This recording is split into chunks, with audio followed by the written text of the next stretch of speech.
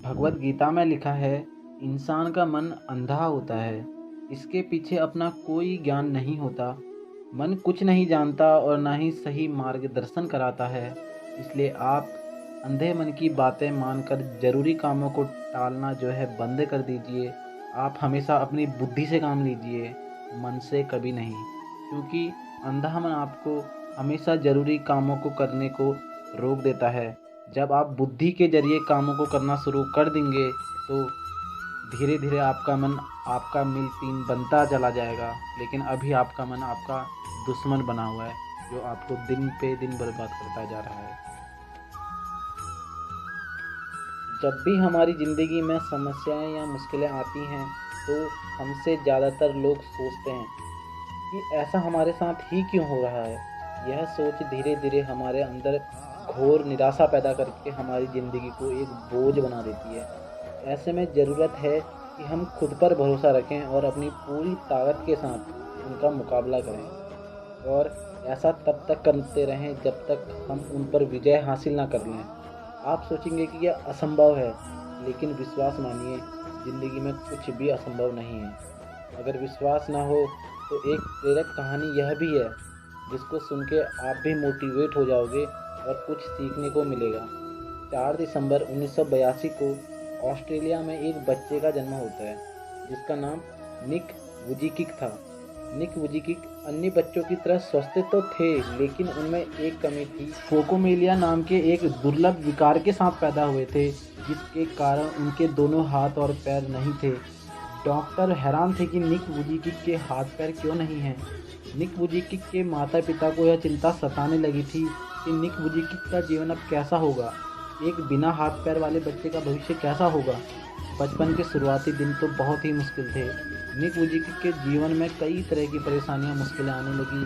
उन्हें न केवल अपने स्कूल में कई तरह की मुश्किलों का सामना करना पड़ता, बल्कि उन्हें तो विकलांगता और अकेलेपन से भी वो निराशा के अंधकार में इतने डूब चुके थे। वे हमेशा यही सोचते थे, ईश्वर से हमेशा जो है हमेशा प्रार्थना करते थे कि काश उनको हाथ पांव मिल जाएं। वे अपनी विकलांगता से इतने निराश भी हो चुके थे कि उन्हें 10 वर्ष की उम्र में ही आत्महत्या करने की कोशिश करी। लेकिन फिर उनकी माँ के द्वारा दिए गए एक लेख को पढ़कर उनका जो जीवन के प्रति जो नज़रिया था वो पूरी तरह परिवर्तित हो गया। यह लेख एक समाचार पत्र में प्रकाशित हुआ था, जो कि एक विकलांग व्यक्ति की अपनी विकलांगता के साथ जो जंग और उसकी जो विजय थी, उस पर एक कहानी लिखी गई थी। उस दिन उन्हें ये समझ में आ गया था कि वे एक अकेले व्यक्ति नहीं हैं जो इस संघर्ष को कर रहे हैं। निक धीरे धीरे ये समझ चुके थे कि वे चाहें तो अपनी ज़िंदगी को सामान्य तरीके से भी जी सकते हैं। निक ने धीरे धीरे पैर की जगह पर नकली उंगली और कुछ उपकरणों की मदद से लिखना और कंप्यूटर पर जो टाइप करना सीख लिया। 17 वर्ष की उम्र में उन्होंने अपनी जो प्रार्थना समूह में व्याख्यान को देना शुरू कर दिया। 21 वर्षीय की उम्र में निक ने जो है अकाउंटिंग और फाइनेंस में जो ग्रेजुएशन होता है उसको कंप्लीट कर लिया और एक प्रेरक वक्ता के रूप में अपना करियर उन्होंने शुरू किया। उन्होंने एटीट्यूड इज़ एटीट्यूड नाम से कंपनी बनाई और धीरे धीरे निक जो है पूरी दुनिया में एक ऐसे प्रेरक वक्ता के रूप में पहचाना जाने लगा, जिसका खुद का जीवन मानो एक चमत्कार से कम नहीं था। उन्होंने प्रेरणा और सकारात्मक का संदेश देते हुए लाइफ विदाउट लिम्स नाम से गैर लाभकारी संगठन भी बनाया। 33 वर्षीय निक आज नाम सिर्फ एक सफल प्रेरक वक्ता है, बल्कि वे सब करते हैं जो एक सामान्य व्यक्ति करता है।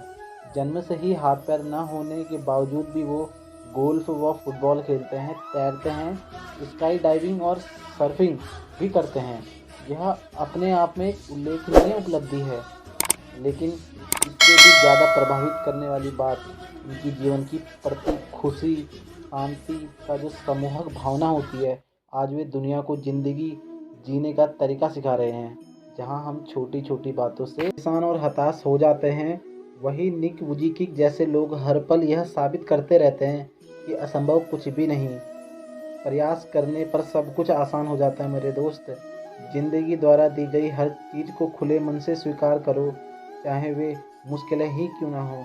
मुश्किलें ही वो सीढ़ियाँ होती हैं जिन पर चढ़कर कि हमें ज़िंदगी में जो कामयाबी और खुशी मिलेगी, जो हमारे पास है, उसके लिए धन्यवाद करें और दोस्तों आपको एक कहानी कैसी लगी कमेंट सेक्शन में ज़रूर बताना, और अगर आज आप इस चैनल पर नए आ रखे हैं तो चैनल को सब्सक्राइब कर देना।